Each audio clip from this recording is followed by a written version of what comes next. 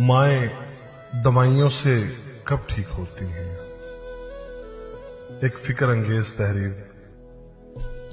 High street Sahiwal पर motorcycle को puncture लगवाते हुए मैं फैसला कर चुका था कि इस हफ्ते भी अपने घर वापस कबीरवाला ना ही जाऊं तो बेहतर है। देर तो वैसे भी हो चुकी थी और जहां पिछले 3 हफ्ते गुजर गए हैं ये भी गुजार ही लूं तो गर्मियों की छुट्टियों में एक ही बार चला जाऊंगा।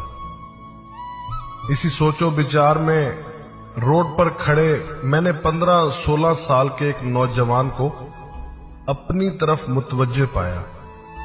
वो अजीब सवालिया नजरों से मेरी जानिब देख रहा था, जैसे कोई बात करना चाह रहा हो लेकिन रश की वजह से नहीं कर पा रहा था।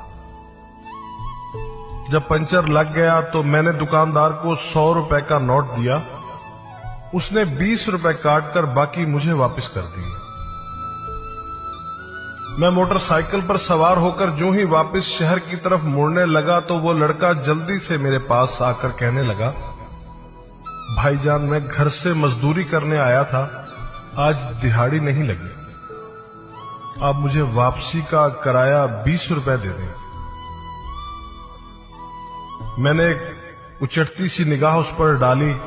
सादा सा लिबास, माथे पर तेल से चिपके हुए बाल, पांव में सीमेंट भरा जूता, मुझे वो सच्चा लगा। मैंने 20 रुपए निकालकर उसके हाथ पर रख दिए। वो शुक्रिया अदा करके चलने लगा तो न जाने मेरे दिल में क्या ख्याल आया। मैंने कहा, सुनो, तुम्हें दिहाड़ी कितनी मिलती है? उसके जवाब देने से पहले ही मैंने बाकी के 60 रुपए भी उसकी तरफ बढ़ा दिए। हिचकिचाते हुए पीछे हटा और कहने लगा, नहीं भाईजान, मेरा घर मंडाली शरीफ है, मैं पैदल भी जा सकता था लेकिन कल से माँ जी की तबीयत ठीक नहीं, ऊपर से दिहाड़ी भी नहीं लगी, सोचा आज जल्दी जाकर माँ जी की खिदमत कर लूंगा। मैंने कहा, अच्छा ये पैसे ले लो, माँ जी के लिए दवाई ले जाना। वो कहने लगा, दवाई तो मैं कल ही ले गया था, आज मैं सारा दिन माँ जी के पास रहूंगा तो वो खुद ही ठीक हो जाएंगी। माएं दवाइयों से कहां ठीक होती हैं बाबूजी? मैंने हैरान होकर पूछा, तुम्हारा नाम क्या है? इतने में उसकी बस भी आ गई। वो बस के गेट में लपक कर चढ़ गया और मेरी तरफ मुस्कुराते हुए जोर से बोला, गुल्लू गुल्लू। गुल्लू की बस चल पड़ी लेकिन गुल्लू के वापस किए हुए 60 रुपए मेरी हथेली पर पड़े हुए थे। मैं हाई स्ट्रीट के रश में खुद को यकदम बहुत अकेला महसूस करने लगा। कुछ सोचकर मैंने मोटरसाइकिल का रुख रेलवे स्टेशन की तरफ मोड़ दिया। मोटरसाइकिल को स्टैंड पर खड़ा करके टोकन लिया। टिकट घर से 50 रुपए में खानेवाल का टिकट लेकर गाड़ी के इंतजार में बेंच पर बैठ गया। कब गाड़ी आई, कैसे मैं सवार हुआ, कुछ खबर नहीं। खानेवाल स्टेशन पर उतर के फाटक से कबीरवाला की वैन पर सवार हुआ।